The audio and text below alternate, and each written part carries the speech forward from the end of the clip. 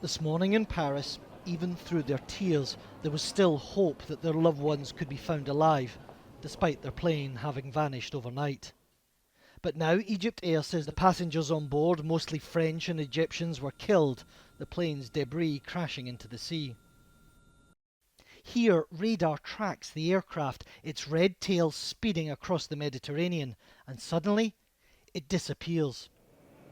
Was this a terror attack or mechanical failure? France's president said nothing could be ruled out. We also have the duty to know everything about the causes of what has happened. No hypothesis should be ruled out or preferred. In Cairo, relatives gathered at the airport.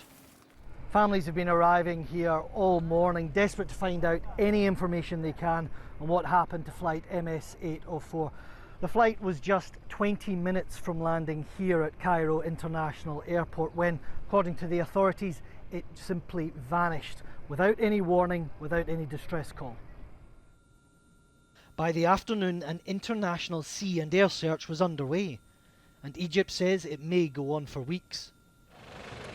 At Cairo Airport, EgyptAir confirmed the plane's loss, and Father Erisonos learned that his brother was gone.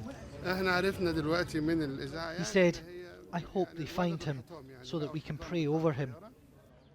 The authorities here have been struggling to explain how yet another plane from Egypt has been lost.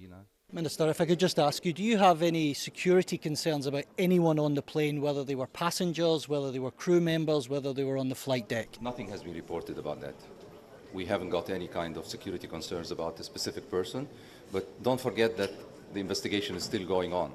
And I'm pretty sure that there are some, there is a profiling process for people on board.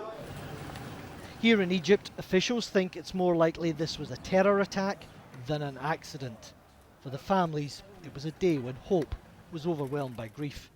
Quentin Somerville, BBC News, Cairo.